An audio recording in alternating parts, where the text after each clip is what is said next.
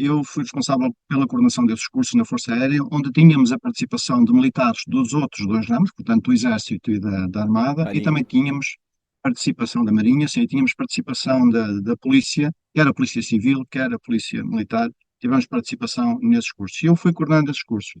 E em todos os cursos eu tive sempre a preocupação de envolver um pouco mais do que o normal as questões relacionadas com os riscos psicossociais, isto porque começaram a dizer-me muito, né? Eh, Eu não sei estar quieto, eu não sei estar parado. Tenho dias em que preciso de desligar e ficar assim, só, no sofá. Mas de resto eu não sei estar parado. E a mim colocarem-me sem funções, olhar para um computador onde eu não tinha nada para fazer durante dias e dias, essa questão de assédio, por eu ter expressado uma opinião que era contrária ao do meu chefe, eh, fez-me refletir muito, não resultou muito bem na minha saúde mental, e estamos no ano da saúde mental, não resultou muito bem na minha saúde mental, e isso refletiu-se na minha saúde física, e tanto se refletiu que acabei por desmaiar no serviço e fui para o hospital, e depois acabei por recuperar, fui colocado num outro serviço e comecei a interessar-me mais ainda pelas questões psicossociais, porque eu antes, como engenheiro, pensava, não, isto não é para mim, psicossociais não é, são aquelas coisas para Você os foi então, psicólogos, não. você foi vítima então de uma situação de assédio por parte Laboral. da chefia, Sim, sim. que é É muito uma das comum, é formas de muito assédio comum. laboral, é colocar uma pessoa sem funções, e então uma pessoa que não sabe estar sem fazer nada, e colocar essa pessoa sem funções apenas porque manifestou e provou Não era para uma você opinião fazer contrária. nada. Em outras palavras, era para você não fazer nada junto com o chefe que não ia fazer nada. Então você resolveu começar a fazer algumas coisas. O chefe não gostou muito. Estou tentando resumir um pouquinho a situação. Mais ou menos, não foi bem isso, mas mais ou menos. Foi mais uma questão de opinião contrária, Claro, claro. justificada e provada. Pronto, e a partir daí as coisas depois tomaram um rumo que se refletiu na minha saúde, e a partir daí comecei a preocupar-me um pouco mais pelas questões dos riscos psicossociais. Olá pessoal, eu sou Alexandre Guzmão da revista Proteção, estou aqui para apresentar mais uma edição do Proteção Tendências. Hoje meu entrevistado é o Dr. Miguel Corticeiro Neves. Ele é português, engenheiro mecânico, com formação em engenharia da computação, doutor em segurança, higiene e saúde do trabalho. Ele coordena o Departamento de Segurança e Higiene Ocupacional do ISCIA, Instituto Superior de Ciências da Informação e da Administração em Aveiro, em Portugal. Foi oficial da Força Aérea Portuguesa. E vai falar para a gente sobre um importante evento que acontece no Brasil, que é o Congresso Ibero-Americano de Riscos Psicossociais. Nós vamos falar sobre segurança, saúde, higiene, as questões ligadas aos riscos psicossociais, sob a ótica de uma pessoa que trabalha em Portugal.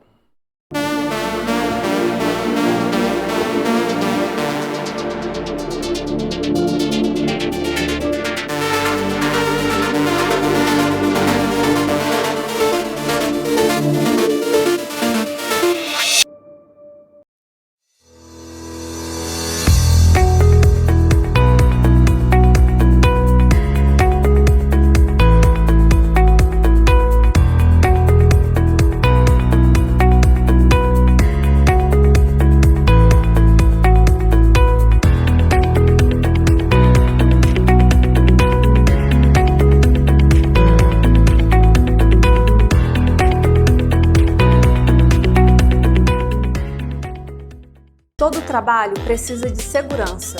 Por isso, existe um Marluvas para todos os riscos que você possa enfrentar. Seja eletricidade, queda de objetos, escorregamentos, umidade, corte, seja qual for o seu trabalho, Marluvas tem a proteção perfeita para você. Diversos riscos, uma proteção. Para ficar por dentro de todas as novidades, nos siga nas redes sociais. Marluvas, a força da história. Olá, Miguel, tudo bem com você? Muito obrigado por estar aqui com a gente no Proteção Tendências. Olá, Alexandre, bom dia. Não tenho que agradecer, eu é que tenho, é um gosto, é um prazer estar aqui convosco. Bom, você deu bom dia, mas aí já é boa tarde, né? Nós estamos aí, você está em Portugal, em Aveiro, Correto? né? Em Aveiro. Em Aveiro. Aveiro. Aveiro? E, E quando eu marquei a entrevista, eu nunca tinha conversado pessoalmente com o Miguel, eu fiquei na dúvida, será que vai rolar uma entrevista que os brasileiros vão compreender esse idioma muito complexo chamado português de Portugal? Mas aí, conversando com o Miguel, soube que ele é casado com uma brasileira. Então ele deve ouvir e fala muito bem português, vamos dizer assim, o português do mundo, né? Não é nem brasileiro e nem de Portugal, né? É um português internacional. E é muito, muito bom ouvir que você se comunica bem no seu país, nos países africanos de língua portuguesa, com certeza, né? Cabo Verde, Moçambique, Angola, e principalmente no Brasil, né? Sua esposa é de Maringá, né? Do Paraná. Ela é do Rio Grande do Sul, Ah, é mas gaúcha? foi pequenina para, Ah, sim. mas foi pequenina para Maringá e viveu lá durante muitos anos e depois veio para Portugal e agora está cá comigo, claro. Que legal, que legal. Bom, Miguel, a gente vai falar um pouquinho sobre o Congresso Ibero-Americano de Riscos Psicossociais, que é organizado por você, coordenado por depois você explica um pouquinho a ideia do Congresso, quem promove, em parceria com a Universidade de Caxias do Sul, a UX, vai acontecer de 2 a 4 de maio em Caxias do Sul. Depois a gente vai entrar um pouquinho no tema, né? Eu queria que você, na verdade, assim, o que me chamou muita atenção na sua qualificação, na sua formação, na sua experiência, foi ter ficado por mais de 30 anos como oficial superior, né, depois né, da Força Aérea Portuguesa, né? E agora a gente está falando sobre riscos psicossociais. Aí eu, como um não militar, mas conhecendo a rotina, né, o exército, a hierarquia, a questão do respeito às ordens e toda aquela estrutura que existe em todos os exércitos no mundo, né? Porque precisa ser assim, senão, imagina, vamos fazer uma democracia, se nós vamos avançar aqui, vamos invadir ali, tem que ser, o exército, a aeronáutica e a marinha precisam de disciplina, porque as decisões têm que ser rápidas e têm que ser numa linha só, né? Então, me parece que você caiu no mundo dos riscos psicossociais por causa da Força Aérea Portuguesa? Explica pra gente aí. Sim e não, ok? Sim e não. O militar tem que cumprir ordens, claro, não pode questionar isso e em contexto operacional, em cenário de guerra, não pode haver mesmo esse questionamento e tem que ser feito. No entanto, o militar pensa como qualquer pessoa. O militar é um ser humano como os outros. Come, dorme, vive, desfruta da vida também e trabalha, ok? E em contexto de trabalho, que não propriamente em contexto operacional ou em contexto de cenário de guerra, as situações que se verificam nos locais de trabalho, independentemente de ser uma estrutura mais ou menos hierarquizada, envolvem pessoas. E porque envolvem pessoas esses relacionamentos, mesmo com essa tal estrutura hierarquizada, a relação entre as pessoas, por vezes, pode levar a algumas situações de criação, originarem algumas situações de fatores de risco psicossociais que podem depois degenerar em riscos psicossociais para os intervenientes. Portanto, são situações perfeitamente normais em qualquer organização, mais ou menos hierarquizada, inclusive na organização militar em todo o mundo. Claro, Portanto, claro. o simples facto de estarmos a tratar do relacionamento entre pessoas em contexto de trabalho, isso pode originar, logicamente, fatores de risco psicossociais que depois aportam os respectivos riscos psicossociais. Portanto, não, o facto de ser militar não quer ao ter sido, ainda sou, uma vez militar, militar sempre, é uma pele que fica e não sai mais. Foram 37 anos de dedicação à Força Aérea Portuguesa e com muito me orgulho, foi na Força Aérea que eu cresci muito e devo muito à Força Aérea em muitos aspectos. Tirou-me o cabelo também, mas devo muito à Você Força Aérea. também era piloto ou você chegou a ser piloto? Não, não, não, Não. não. Não, eu fui oficial de manutenção, portanto, era Ok. responsável pela manutenção da Você é aeronave. engenheiro mecânico de formação, né? A sua Precisamente, formação a primeira inicial é de formação, engenheiro mecânico. manutenção, manutenção de aeronaves. Depois fiz uma engenharia informática apenas porque resolvi fazer, nunca dei uso. E fiz porque me disseram que eu não era capaz de fazer porque já era velho demais para fazer. Eu fui fazer só por isso. Você também é Eu teimoso, tenho, então. eu tenho essa característica, assim, quando me dizem que eu não posso fazer as coisas, eu faço tudo para mostrar que as pessoas podem fazer as coisas. Que Então, legal. essa licenciatura em Engenharia Informática praticamente nunca usei. E depois, sim, depois a partir disso, e devido às funções que me foram dadas para desempenhar na Inspeção-Geral da Força Aérea, em 2005, a partir de 2005, eu tive necessidade de aprofundar mais as questões de segurança e saúde no trabalho. E aí deixei de estar tão orientado para a manutenção da aeronaves e passei a estar quase em exclusividade, a maior parte dos tempos depois até sair, orientado para as questões de segurança e saúde no trabalho. Fiz pós-graduações e acabou com o doutoramento em segurança e saúde no trabalho, sim. Ali pelo meio tive também numa passagem pela formação, pela responsabilidade em termos de formação, de dois cursos, de três cursos de promoção ao sargento-chefe e da área de formação de manutenção, que era a minha especialidade de início, mas basicamente a partir de 2005 foi dedicado na Força Aérea à segurança e saúde no trabalho, sim. A minha E, experiência e, passou muito por aí. Sim, sim. e lá na Força Aérea você chegou a trabalhar a questão dos riscos psicossociais ou isso foi pós a sua saída? Não, lá já nos cursos pelos quais eu fui responsável, o curso técnico de segurança e o curso trabalhador designado, que é o correspondente ao CIPA, ao trabalhador CIPA, que tem no CIPA, né? Brasil, Sim. e ao curso de técnico superior, eu fui responsável pela coordenação desses cursos na Força Aérea, onde tínhamos a participação de militares dos outros dois ramos, portanto do Exército e da Armada, e também Marinha. tínhamos participação da Marinha, sim, tínhamos participação da Polícia, quer a Polícia Civil, quer a Polícia Militar, tivemos participação nesses cursos. E eu fui coordenando esses cursos. E em todos os cursos eu tive sempre a preocupação de envolver um pouco mais do que o normal as questões relacionadas com os riscos psicossociais, isto porque começaram a dizer-me muito, né? Eh, Eu não sei estar quieto, eu não sei estar parado. Tenho dias em que preciso de desligar e ficar assim, só, no sofá. Mas de resto eu não sei estar parado. E a mim colocarem-me sem funções, olhar para um computador onde eu não tinha nada para fazer durante dias e dias, essa questão de assédio, por eu ter expressado uma opinião que era contrária ao do meu chefe, eh, fez-me refletir muito, não resultou muito bem na minha saúde mental, e estamos no ano da saúde mental, não resultou muito bem na minha saúde mental, e isso refletiu-se na minha saúde física, e tanto se refletiu que acabei por desmaiar no serviço e fui para o hospital, e depois acabei por operar, fui colocado num outro serviço e comecei a interessar-me mais ainda pelas questões psicossociais, porque eu antes, como engenheiro, pensava, não, isto não é para mim, psicossociais não é, são aquelas coisas para os Você foi então, psicólogos, não. você foi vítima então de uma situação de assédio por parte Laboral. da chefia, Sim, sim. que É uma das é formas de muito assédio comum, né? laboral, é colocar uma pessoa sem funções e então uma pessoa que não sabe estar sem fazer nada e colocar essa pessoa sem funções apenas porque manifestou e provou Não era que para não você queria o fazer contrário. nada. Em outras palavras, era para você não fazer nada junto com o chefe que não ia fazer nada. Então você resolveu começar a fazer algumas coisas.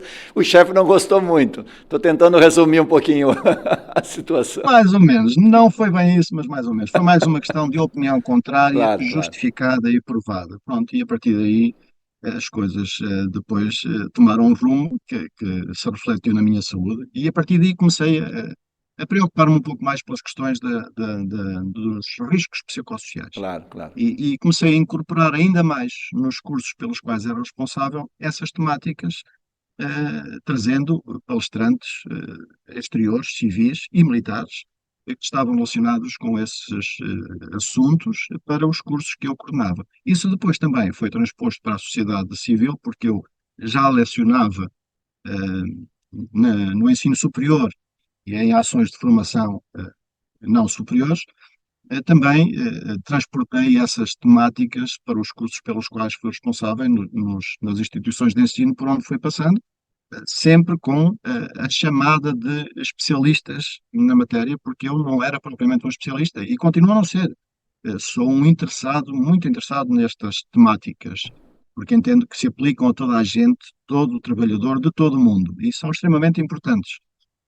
Mas não sou propriamente um especialista na matéria, por isso reúno ou procuro reunir especialistas que efetivamente saibam do que falam para nos transmitirem os conhecimentos adequados. Sim, e isso tem sido uma constante desde então na minha vida pessoal, profissional, quer seja na Força Aérea, tenha sido na Força Aérea, quer tenha sido na sociedade civil, onde eu também tive algum, e tenho, continuo a ter, em termos de coordenação de cursos.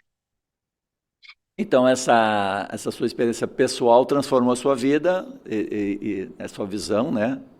A partir de, digamos, da realidade pessoal. Você chegou a perder peso, você foi bem traumático, assim, a experiência pessoal, né? E mudou sua vida, né? Mudou sua Um vida pouco, porque você se transformou numa uma outra pessoa, se preocupou muito mais com esse tema, o que sim. nós agradecemos, né? Porque você está fazendo um trabalho a nível nacional em Portugal, mas internacional na Espanha, em Portugal, na África e agora também, claro, você já esteve no Brasil várias vezes, mas agora inclusive Sim. trazendo um congresso para o Brasil. Sim, foi uma área que me começou. Digamos que eu, como engenheiro, e uma boa parte dos engenheiros, nós temos uma orientação um pouco cartesiana, digamos assim. Nós olhamos mais para os números, para os factos, né? E para questões mais palpáveis, mais justificáveis através da lógica. E esta matéria, estes assuntos dos riscos psicossociais não são tão lineares. Requerem uma abordagem diferente, uma, técnicas diferentes de abordagem com os trabalhadores, de trabalho com os próprios trabalhadores, de diagnóstico com os trabalhadores, porque estão presentes em todas as organizações, independentemente do tipo, né?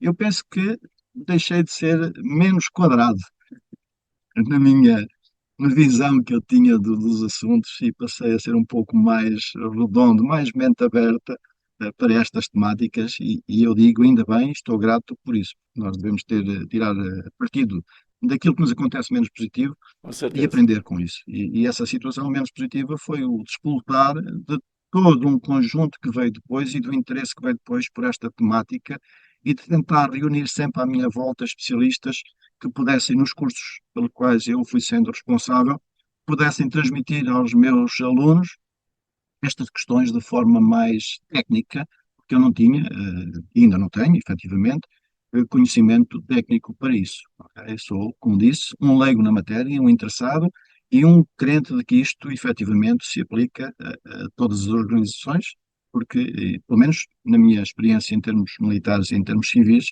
não vejo diferença no trabalho que a pessoa faz, a não ser os militares em algumas situações que são chamados para determinados cenários, e sim, o fator psicológico tem um, um peso extremamente importante, como tem outras profissões, ok? Mas no militar também. Ok? Bom, só para entender, há quanto tempo você saiu da Marinha, da Marinha, Da Força da Aérea, Força sim. Aérea? Agora. Há 2 anos e qualquer coisa, sim. Mas já, paralelamente à atividade como oficial da Força Aérea, você já estava na academia, Precisamente, eu já na dava aulas universidade. no ensino superior, autorizado, sim, Sim, solicitei claro. autorização Sim. ao chefe de Estado-Maior da Força Aérea para poder dar aulas no ensino superior e fui sempre autorizado, nunca me foi negada essa possibilidade. Desde que salvaguardada sempre a cláusula de que, em caso de necessidade, eu era militar e teria que deixar o que quer que fosse Sim. para poder responder. Felizmente nunca foi preciso, eu sempre consegui coordenar as duas situações, até porque as aulas que eu sempre fui dando eram em horário pós-laboral, sábados principalmente e à noite, em que eu podia gerir o meu tempo livre de não ocupação em termos militares, quando não estava de serviço, perdão, e podia canalizar para essas ações e para essas outras atividades que eu fui tendo complementarmente sempre, principalmente a partir de 95, depois que terminei a Academia da Força Aérea, fui colocado a trabalhar numa frota, como responsável pela manutenção, e depois, a partir daí, procurei sempre valorizar-me, a fazer cursos, e a segurança no trabalho surgiu aí em 95, quando me disseram, quando eu fui colocado numa unidade, e me disseram agora vais ser o delegado de segurança, e eu perguntei, então, e o que é isso? Depois tu vês. E pronto. E a segurança e saúde no trabalho foi assim que me foi apresentada. Entretanto, logo nesse ano, em 95, fui fazer um curso, de oficial de segurança em terra, depois fui fazer de oficial de segurança em voo, e a segurança e saúde no trabalho primeiro estranha-se e depois entranha-se. E a partir do momento em que se entranhou, nunca mais saiu, e foi a partir daí que eu comecei sempre a valorizar mais em termos de formação, em termos de cursos que fiz na área da segurança e saúde no trabalho, como referi há pouco, até ao doutoramento, e ainda continuo a sentar-me na cadeira de aluno muitas vezes e quero continuar a fazê-lo. Nessa parte de segurança, você atuou também na parte de investigação de acidentes, incidentes aeronáuticos? Sim, eu fui. Uma das minhas funções na Inspeção-Geral da Força Aérea durante alguns anos era fazer a recolha e o acompanhamento das investigações de acidentes de trabalho que aconteciam em terra, não em voo, porque esse voo estava cometido a outro oficial que estava comigo lá, Acidentes de mas na trabalho, mas parte não da acidentes aéreos, não chegou a ter não, não, acidentes aéreos não. Acompanhei alguns, mas não claro, apenas porque mas estava lá no não era serviço. Agora, atividade. da minha responsabilidade, os acidentes de trabalho ocorridos em terra, ok? Uhum, E assim eu fazia a recolha e a análise das ocorrências todas na Força Aérea, que me chegavam depois a partir das diferentes unidades, que em cada unidade havia uma equipa de investigação, uhum. e eu depois fazia a recolha e a coordenação e eventualmente participava em algumas investigações eh, quando eram um pouco mais alargadas e requeriam um pouco mais de intervenção de outros membros que não apenas os da unidade onde a ocorrência se tinha verificado. Sim, foi uma experiência extremamente gratificante, aprendi muito hum, na parte da investigação dos acidentes de trabalho. Sim, foram ferramentas que me foram transmitidas e que eu fui aperfeiçoando depois com os outros militares que estavam envolvidos nas investigações e que hoje utilizo na sociedade civil em investigação de acidentes de trabalho, porque os procedimentos acabam por ser os mesmos e, havendo metodologia muito bem definida, acaba por resultar bem e chegamos às causas com relativa facilidade, que é o objetivo da investigação de acidentes de trabalho em termos preventivos, não em termos jurídicos. Em termos jurídicos, o objetivo é outro, completamente diferente. Até para as pessoas que não conhecem a realidade de Portugal, a gente tem uma realidade na questão de segurança e saúde no trabalho no Brasil, muito legislada, muito obrigatória. Por exemplo, a gente tem o que a gente chama de SESBIT aí, que você já deve conhecer, né?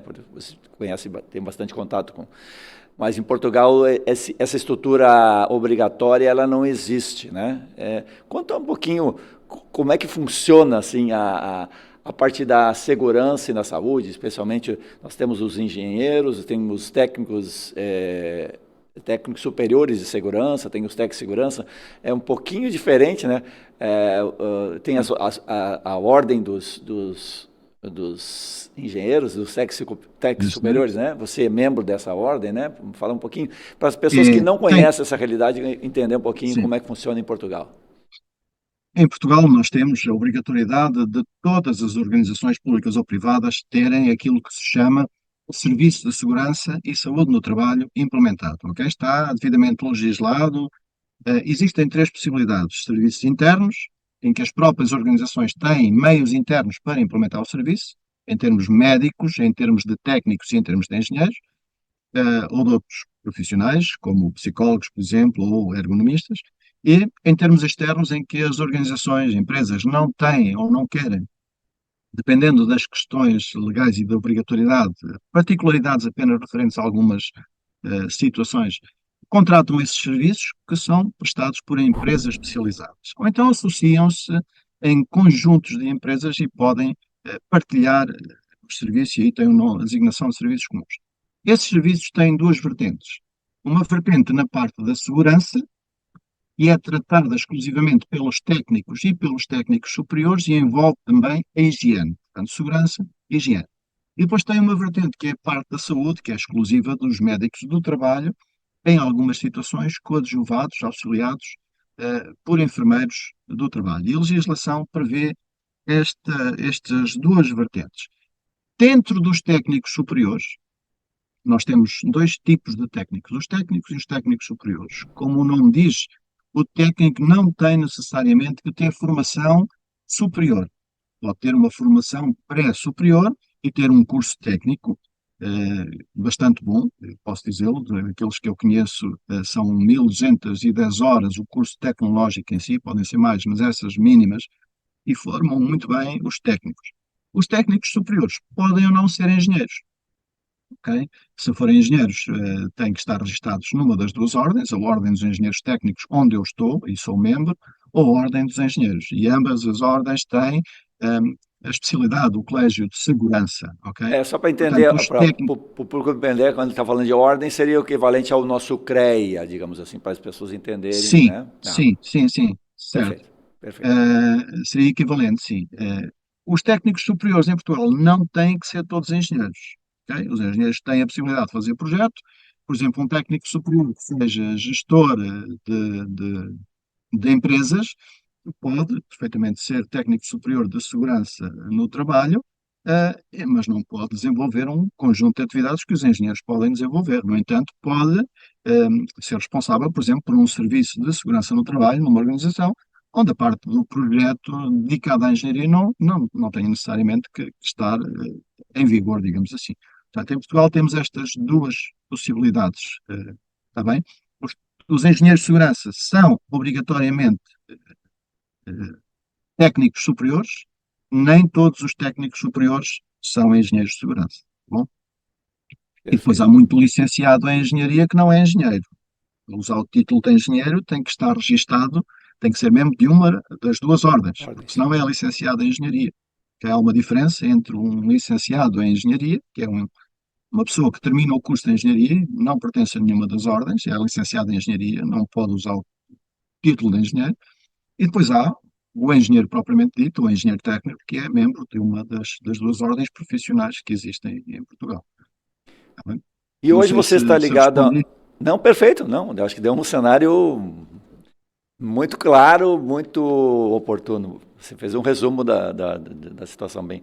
Você hoje está ligado ao Instituto Superior de Ciências da Informação, que é o ICIA, né? Chama ICIA, como você chama? ICIA, né? É Existia, sim. ISCIA, em É. Aveiro, né?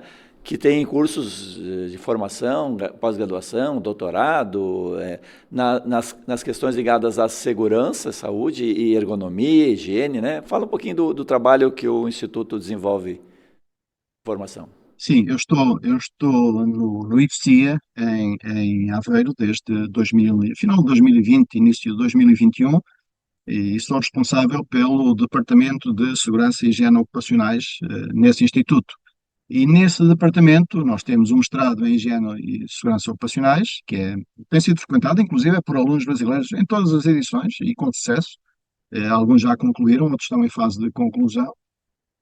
Temos também uma licenciatura que iniciou já com a minha ida para lá, uma licenciatura que permite o acesso direto à Ordem dos Engenheiros Técnicos, e que tem vindo a crescer, está neste ano na segunda edição, irá abrir a terceira edição para o próximo ano e tem vindo a crescer em número de alunos, porque precisamente permite não apenas a obtenção do título profissional de técnico superior de segurança no trabalho, mas permite o acesso direto à Ordem dos Engenheiros Técnicos, que é aquela que eu sou, à qual eu pertenço. E depois temos também um conjunto de pós-graduações, uma pós-graduação em ergonomia, uma pós-graduação em coordenação de segurança em obra, uma área muito específica. Iremos lançar muito em breve uma pós-graduação, espero, numa área eh, específica, que eu não vou dizer aqui porque ainda está em planeamento em estudo, mas também tem a ver com a segurança e a saúde no trabalho. Portanto, e temos uma pós-graduação, que fizemos uma primeira edição, em Sistemas Integrados de Gestão e Análise Estratégica, que é uma pós-graduação mundial, porque aborda as três ISO fundamentais, a 9001, a 14001 e a 45001, portanto, para sistemas integrados. Além disso, aborda outros três referenciais. Um muito atual e muito importante hoje em dia, que é a responsabilidade social, ISO 26000, e também a 19011 para efeitos de auditorias, a 22000 para a segurança alimentar. Portanto, temos seis referenciais nessa pós-graduação, que é uma pós-graduação que também já foi realizada, está agora a terminar a primeira edição. Portanto, é um conjunto de cursos superiores que está orientado para as diferentes áreas da segurança e saúde no trabalho. Neste momento estamos a pensar, foi autorizado por um diploma legal que surgiu o ano passado, porque o IXI é um instituto politécnico e em Portugal, até o ano passado, os politécnicos não podiam ter doutoramentos, a não ser que fossem em associação com universidades. partir do ano passado, meados do ano passado, sensivelmente, foi autorizado pelo Governo a que os institutos politécnicos pudessem ter doutoramentos. Portanto, estamos a preparar um programa de doutoramento para submeter à 3ES, que é a entidade homóloga da CAPES, digamos assim, no Uhum. Brasil, que autoriza os cursos no ensino superior, e esperamos que esse doutoramento venha na área da segurança e saúde no trabalho com 5 linhas de investigação. A linha da segurança e higiene, a linha da psicossociologia, a linha da ergonomia, a linha dos incêndios. Portanto, 5 linhas de investigação que depois a pessoa, depois de um tronco comum, pode optar por investigar numa dessas linhas. Será um doutoramento a lançar e esperamos nós a aprovar pela A3ES para que possamos dar aos nossos alunos de mestrado uma possibilidade de continuidade dos estudos na área da segurança e saúde no trabalho. Mas ainda há um caminho a efetuar e que está em cima da mesa. Aqueles pelos quais eu sou responsável neste momento são o mestrado, a professora Mónica Camarada, que é vice-presidente da Associação eh, Vertentes e Desafios de Segurança, que é responsável pelo congresso que vamos fazer no Brasil, em conjunto com a UCS, é responsável pela licenciatura. Portanto, dividimos aqui um pouco as tarefas também em termos de instituto. E, no fundo, É, acaba por ser esta a minha ação enquanto coordenador no ISTIA, em Aveiro, sim. você é presidente você acabou de mencionar a Associação Vertentes e deixa eu ver o nome certo E aqui para não. desafios da E desafio. segurança. Explica para a gente o que é, qual é o objetivo, né? Ela é uma reunião de profissionais, qual é a ideia da associação? São conceitos, são temas? Que o nome é Eu, eu- bastante pouco usual no Brasil, Vertentes e Desafios da Segurança, né? Parece quase um nome de livro, né? em 2009, eu tinha uma turma de Engenharia de Segurança no trabalho. E eu, como eu referi, eu gosto de sonhar. E então, a essa turma, da qual fazia parte a Mónica, a engenheira Mónica, que é vice-presidente da associação, eu lancei o desafio à turma. Olha lá, e se nós fizéssemos um seminário em Leiria na área da segurança e saúde no trabalho? Ok, professor, está bem, vamos fazer isso. Isto em 2009. Em 2011, fizemos a primeira edição do Congresso Vertentes e Desafios da Segurança, com 170 participantes, um dia. E o congresso foi crescendo até chegarmos aos 700, 800 participantes, 3 dias, um só de palestras e os outros dois de formação. Portanto, nós criámos eu costumo dizer isto, criámos um pequenino monstro, né? E agora temos que alimentar o monstro. Mas é um monstro muito agradável, que é E um do bem, né? O desafio, moço do bem, que a gente chama aqui, né? é um monstro do bem. É um desafio tremendo, porque é uma associação sem fins lucrativos, não Sim. temos apoios, não temos financiamento, e é tudo feito com caráter de voluntariado. Nós temos, para lhe dar um exemplo, na organização desse congresso, Vertentes e Desafios de Segurança, e foi daí que nasceu a Associação Vertentes e Desafios de Segurança. Nesse congresso nós temos 30 pessoas a trabalhar na comissão organizadora. Todos eles, com exceção de um ou dois, foram meus alunos. Hoje não são mais alunos, são amigos. São mestres, são engenheiros, são licenciados, mas são amigos que colaboram pro bono na organização anual desse congresso. E sem essas pessoas, a realização desse congresso seria impossível, não é? Porque sozinho não se faz nada. Daí depois a associação tornou-se um pouco mais abrangente e foi quando pegou então na questão dos psicossociais e começou a organizar o Simpósio Ibérico de Riscos Psicossociais. E agora também, por um sonho de simpósio, passou a congresso e passou a uma dimensão diferente, que não apenas em Portugal e Espanha. O CIRPS, o Simpósio Ibérico, teve a sua história, foi bom, deu-nos muita experiência, mas foi uma página que censurou e agora abriu-se a página do COIARPS, do Congresso Ibero-Americano de Riscos Psicossociais. E pronto, este é um pouquinho o resumo da história da associação, né?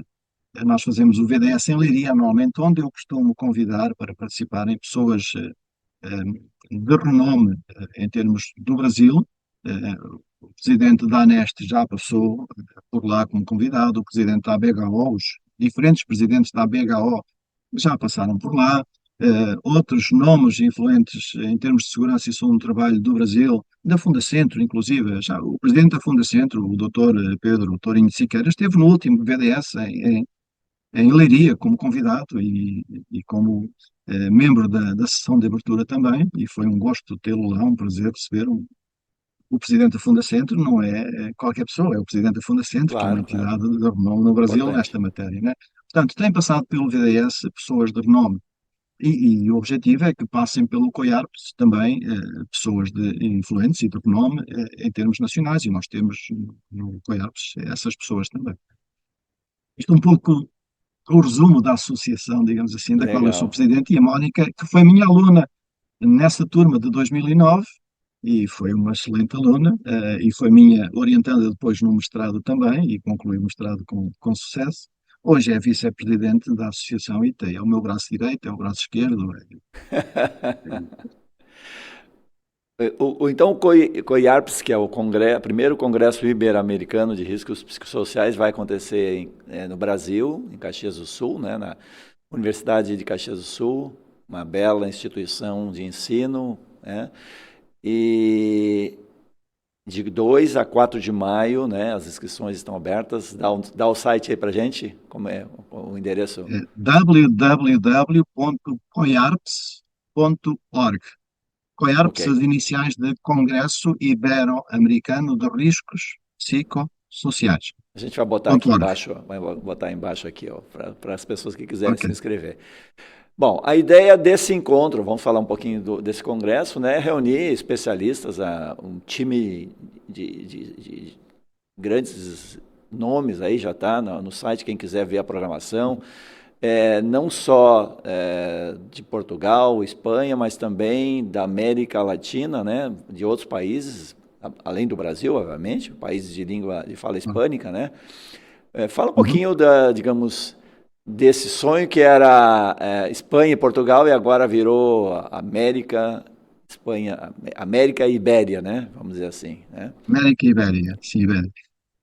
Pronto, foi como eu referi, Alexandre, foi um sonho e do sonho à concretização foi um passo. Na altura, o pró-reitor da Universidade de Caxias do Sul, o professor Everaldo Sescon, foi nosso convidado em Madrid, e um pouquinho antes já tínhamos falado por estarmos a tratar de uma parceria do IXIA com a UX para fazermos um mestrado em conjunto. eh, Através da SVDS também falámos na possibilidade de dar o salto em termos de dimensão e transformar ou encerrar o CIRPS, digamos assim, passarmos a realizar o COIARPS. E o professor Everaldo Sescon, de imediato, abriu as portas, digamos assim, da UX para essa parceria e para acolher o primeiro COIARPS. E a partir daí, da conversa à implementação, à idealização, à criação do site, à idealização do programa, foi um salto. Depois, eh, a escolha dos convites das pessoas para participarem como conferencistas. Fomos à procura, portanto, eles não vieram ter connosco, né? Nós fomos à procura, sugestões do professor Everaldo, sugestões minhas, temos vindo sempre a conversar sobre as questões da organização, porque estamos nesta organização conjunta, né? As próximas edições terão uma outra entidade parceira, porque nós procuramos sempre ter uma universidade, já fizemos isso com o CIRBS, ter uma universidade que suporte, digamos assim, o Congresso, porque o Congresso tem publicação científica indexada internacionalmente. Tem uma revisão de artigos feita, uma revisão cega, para poder reunir todos os critérios para a publicação dos artigos técnico-científicos em livro, com o ISBN, portanto, ficar como publicação, e é útil para quem publica também. E nós não abdicamos disso. E então temos que ter sempre, ou devemos ter sempre, uma entidade de instituição de ensino superior em cada país onde vamos daqui para a frente realizar o COIARPS que apoia.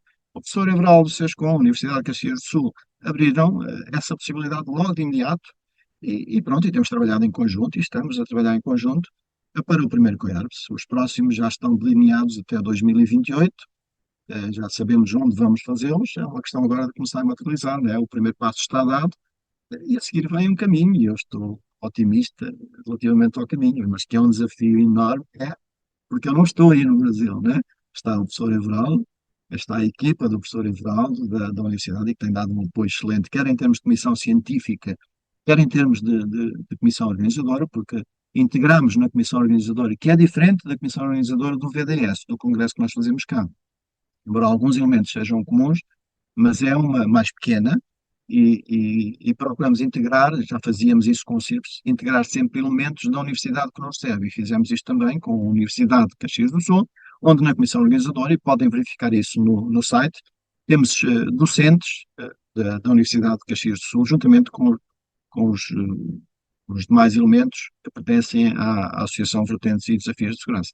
E o professor Everaldo Sescon é co-organizador, ao mesmo nível que eu, nesta edição do COIARPS, e tem sido uma ajuda excelente e está sempre disponível. Apesar da distância, sempre disponível, o que é muito bom em termos de colaboração, e temos conseguido algumas coisas. Portanto, o otimismo é grande. Na Comissão Científica também temos elementos de diferentes instituições de ensino superior, onde os elementos, alguns da Universidade de Caxias do Sul, também integram a Comissão Científica. Ok? As próximas edições já estão previstas para os próximos 4 anos também. Provavelmente vai ser na Europa, então, a segunda edição? Ou ainda não? Não, Não, vai ser. a terceira também não, Ah, é? a quarta também não. Então tá bom. Não.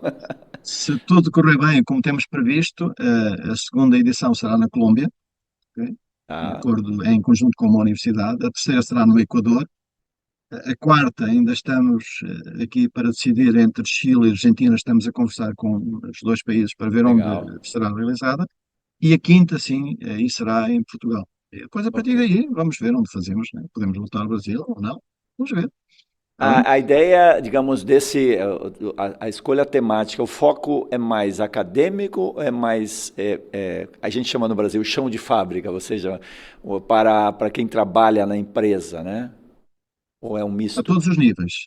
Para todos os níveis, nós temos neste congresso palestras que interessam aos académicos, mais aos investigadores, e temos palestras que interessam ao comum trabalhador, inclusive a formação. Nós temos 6 minicursos de temas extremamente importantes, que são minicursos de 4 horas, dados por conferencistas, neste caso por formadores do Brasil, de Portugal, da Colômbia e do Chile.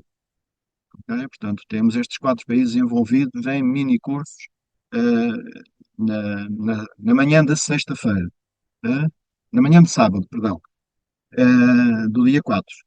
As outras palestras são palestras que tanto interessam a académicos como interessam aos comuns trabalhadores, digamos assim, que não propriamente integrados no meio académico. Existe um conjunto de painéis que são para a apresentação dos trabalhos científicos que foram submetidos e foram aprovados em revisão cega por pares, ok? E aí, mais no âmbito académico, esses trabalhos, mas são trabalhos, muitos deles resultantes de investigação em organizações, com resultados Uhum, práticos uhum, que podem interessar a qualquer organização que uhum. queira, digamos assim, o bem da saúde mental dos seus trabalhadores e que queira zelar pelos seus trabalhadores, não apenas no aspecto físico, como no aspecto mental, porque isto não se consegue dissociar uma coisa da outra, não consigo separar Claro, claro, claro. a parte mental da parte física, né? Uhum, Eu uhum. costumo dar um exemplo que nas minhas formações sobre este relacionamento e esta não dissociação. Eu, quando tenho que dar uma palestra no estrangeiro, e então quando é em inglês é extremamente complicado para mim, o meu inglês não é nada especial, eu posso estar o mais bem preparado possível, mas no dia anterior eu estabeleço uma relação muito íntima com o vaso sanitário do quarto do hotel onde eu fico hospedado. É uma parte mental. Eu posso estar bem preparado, ter conhecimento daquilo que vou falar, mas a questão da ansiedade em mim Sim, reflete-se em termos intestinais. Pá, sim, eu não consigo dissociar isso, por muito que trabalhe, por muito tempo. Portanto, isto para explicar o quê? Que nós somos um ser único, que tem cá dentro essas componentes, a física, a social claro, e a mental. claro, claro. Não podemos separar a mental. Não, problemas mentais, ou problemas psicossociais, melhor dizendo, na minha organização eu não tenho. Infelizmente ainda há algumas que pensam assim, infelizmente. E se calhar serão aquelas que depois têm uma taxa maior de absentismo, de falta de trabalho, de questões relacionadas com depressão, de questões relacionadas com presentismo, por exemplo, que é uma situação ainda mais problemática, digo eu, do que o absentismo. É porque Sim, parece efetivamente que a estas pessoa questões. está, parece que a pessoa está trabalhando, mas ela não está ali, né? Ela está fora Lá está, do local, né? Então, isso tem um precisamente. custo terrível para as empresas, né? E É, as empresas é, muitas vezes não percebem o quanto elas pagam, né? Apenas porque elas acham que não existe o problema, mas o problema está ali presente, né? sim. precisamente. E por vezes custa muito menos resolver o problema do que andar a atrasar ou a adiar ou a não reconhecer o problema. É preciso haver o clique nas organizações para perceberem isso. Quando percebem, então aí começam a implementar estas questões e a tomar mais atenção à saúde mental dos trabalhadores e aos aspectos psicossociais. E nós estamos no ano da saúde mental, é fundamental. O resultado do congresso é um livro que vai ser os anais digamos, do congresso, é isso? Está prevista essa Sim, é publicação um livro, desses trabalhos apresentados e das sim, palestras e das mesas. sim. É um livro físico que será entregue a todos os participantes do evento, sim, será imprimido, elaborado aí no Brasil, porque não vamos levá-lo aqui bem, não faz sentido, né? Será elaborado aí, a Universidade de Caxias do Sul está a tratar disso através do professor Everaldo, será entregue. Depois, mais tarde, será disponibilizado também no repositório científico aberto, de acesso aberto em Portugal, que é onde são depositados os trabalhos oriundos dos eventos que a SVDS organiza, quer o VDS, quer o CIRPS, já lá estão e ficou encerrado, quer agora, a partir daqui, o COIARPS. Ok? Neste COIARPS, só para referir, nós vamos ter palestrantes de Argentina, Argentina, Brasil, Colômbia, Chile, Equador, e Portugal e Espanha. Portanto, Portugal e Espanha, obviamente, né? e Portugal e Espanha, sim. Mas Vai da ser América muito Latina interessante. estará representado o Brasil, com o maior número de palestrantes, sim, com dois palestrantes do Equador, um ou dois da Argentina, dois do Chile, eh, dois da Colômbia.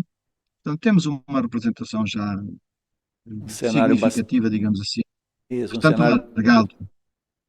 exatamente, um cenário Sim, bem diverso, né?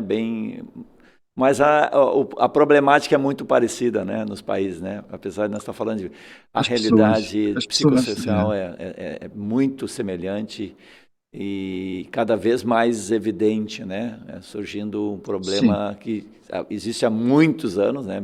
Sempre existiu. A gente não estudava, nem percebia que ele existia, né? E agora parece cada vez mais claro que a sociedade precisa perceber a importância disso por dois aspectos. Um é por prioritário é a preservação da saúde das pessoas, né?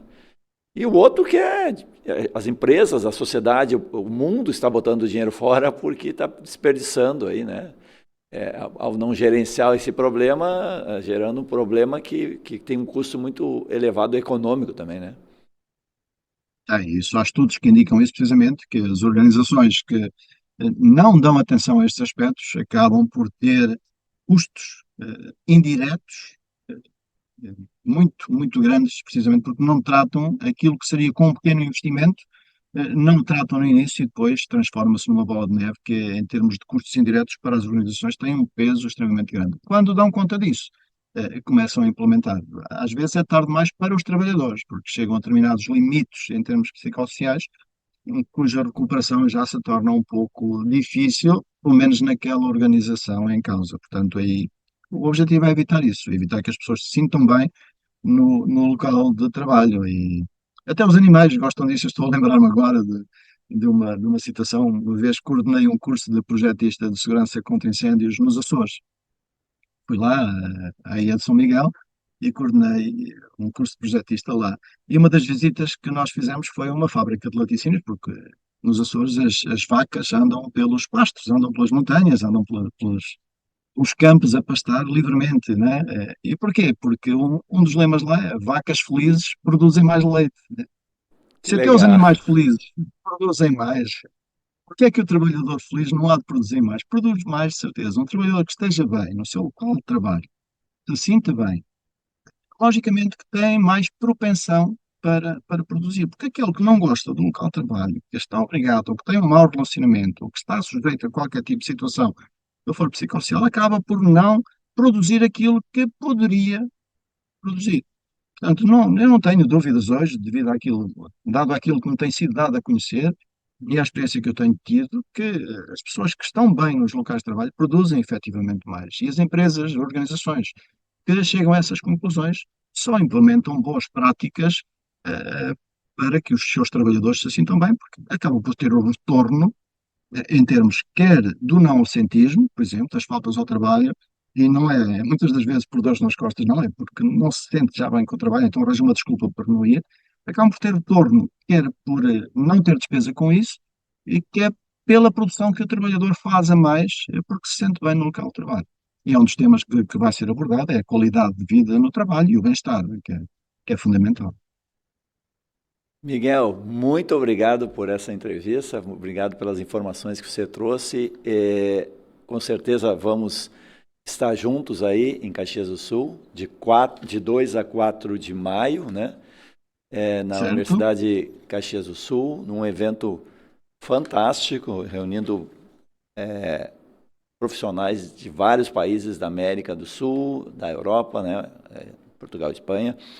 Um evento organizado por essa entidade que reúne desafios, né? É. Muito legal o Vertentes e surgimento, né? desafios da segurança. Exatamente, uma ideia que veio de um grupo pequeno e que está plantando sementes, espalhando sementes por todos os continentes aí. Parabéns pelo trabalho e muito obrigado pelo seu depoimento. Alexandre, eu é que agradeço, eu é que tenho que estar grato pela entrevista, por este momento aqui convosco e pela possibilidade de dar a conhecer um pouco, quer a ASVDS, a Associação Vertentes e Desafios de Segurança, quer um pouquinho a atividade que nós fazemos, quer principalmente este evento. E se me permite, eu gostava de deixar aqui o apelo e o desafio para estar em Caxias do Sul conosco, de 2 a 4 de maio próximo. Já falta pouquinho, está bem? Estamos Dentro de chegando pouco aí. tempo estaremos por aí e gostaríamos de encontrar lá o maior número possível de pessoas a assistir e a participar e a estar connosco. E a criar, no fundo, uma rede eh, de Com contactos certeza. nesta área dos psicossociais, está bem? Até porque as próximas edições serão na América do Sul, portanto, com mais facilidade para que os brasileiros possam chegar a essas próximas edições do COIARPS. É um caminho a fazer e esperamos contar com todos. Muito obrigado, Alexandre. Eu é que tenho que estar grato em meu nome e em nome da ASVDS também. E em nome da organização do COIARPS. Obrigado. Bom, esse foi o nosso bate-papo com o Miguel Corticeiro Neves, esse especialista em segurança, higiene, saúde, ergonomia, riscos psicossociais, um oficial superior da Força Aérea Portuguesa, que por 37 anos desempenhou sua função, sempre preocupado com a segurança dos trabalhadores também lá.